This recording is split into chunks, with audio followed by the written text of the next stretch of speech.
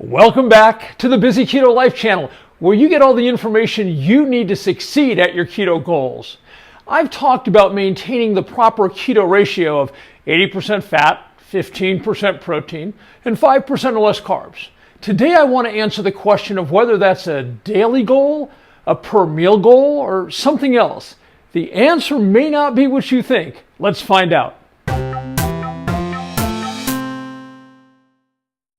I'm Dave Champion, your guide to succeeding at keto, and today we're going to discuss at what point you should be hitting that proper 80-15-5 keto ratio.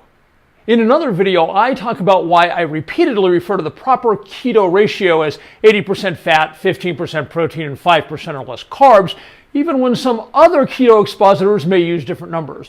I have a very good reason for the 80-15-5 ratio. That reason is to optimize your success at keto. But today, in this video, I want to address another aspect of the ratio. Before we get rolling, please take a moment and hit the subscribe button so you'll get more videos like this to help you succeed at all your keto goals. And don't forget to hit the notification bell so you'll be notified when I do live presentations as well. Is the proper keto ratio something you have to maintain at every meal? How about not at every meal, but by the end of the day? How about if you're in ratio by the end of the week? Will that produce the results you're looking for? Let's tackle the idea of winding up at the proper ratio by the end of the week. Will that work? No, not even close, because you almost certainly won't be in ketosis if you wing it all week long and then try to push the macros into alignment by some arbitrary end of the week judgment day. Ketosis and physiology don't operate that way. I've heard some wingnuts say you're fine if you're in ratio by week's end. No, that is a complete falsehood. How about by the end of the day? In other words, what if each meal during the day does not follow the 80-15-5 ratio, but your total daily consumption winds up at 80-15-5? Will that work? Yes and no.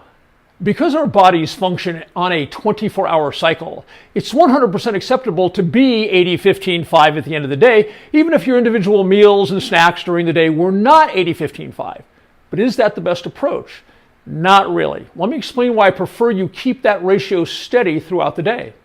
One reason I'm not a fan of meals that focus on high content of one macro with the idea of bringing things back into the proper ratio by the end of the day is the effects of high protein consumption on insulin production.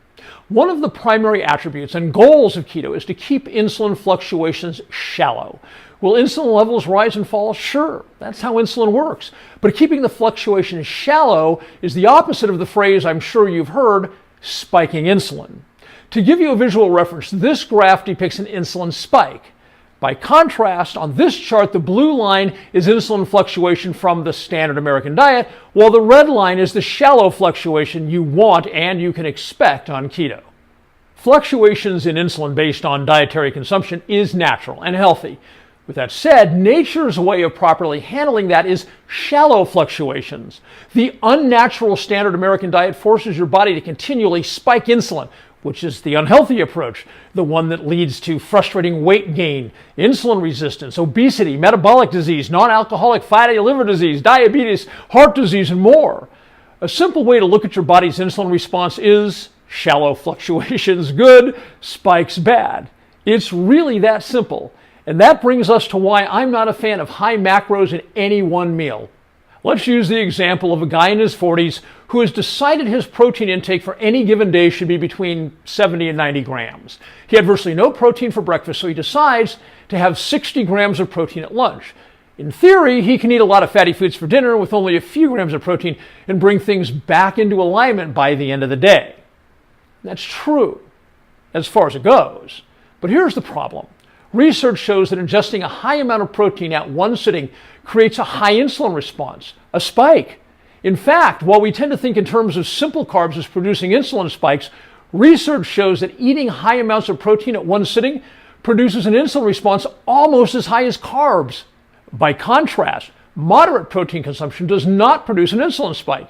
So, if we know we don't want insulin spikes, and high protein consumption produces insulin spikes, and moderate protein consumption does not, our path is clear. Moderate protein consumption at any one sitting is where we want to be. So how much protein consumption is high and how much is considered moderate? Depends on which study one is looking at. Researchers are all over the map on that. There is no consensus in the research world about what is low, moderate, or high for any macro.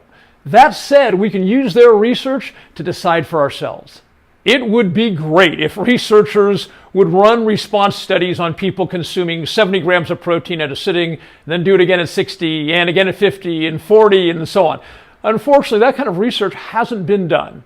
The study I referenced a moment ago, the one that showed a high insulin response to high protein intake, used 50 grams of protein. So, we know 50 grams produces an insulin spike. The best available data suggests that doesn't happen at 30 grams. Therefore, based on the data we have, I keep my single sitting protein intake to no more than 30 grams. I know the closer I get to 50 grams, the odds of an insulin spike increase, so I stay away from that. I stay in the 30 or less range. With that said, if I go a bit over 30 grams occasionally, the world isn't going to end. I'm also a firm believer in not making ourselves crazy as keto practitioners. Perhaps you now better understand why I don't suggest loading up on one macro at one meal with the expectation of loading up on another later to even things out by the end of the day.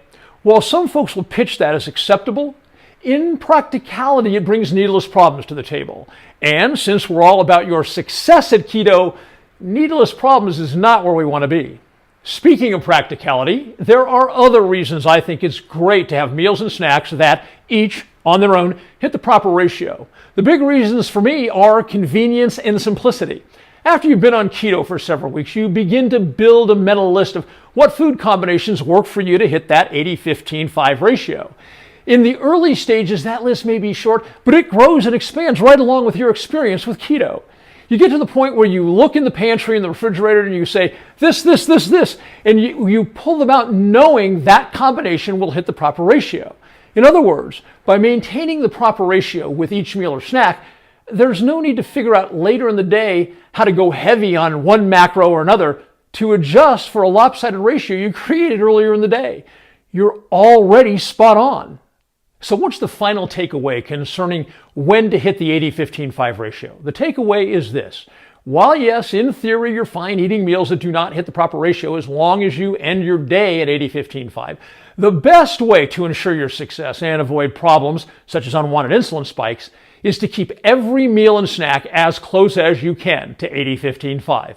If you found this video helpful in understanding more of the nuances of succeeding at keto, please hit the subscribe button so you know each time a new keto success video is posted for you. Also, share this with anyone and everyone you know who would benefit from good information about being healthy the keto way. I'll see you in the next keto success video. Take care.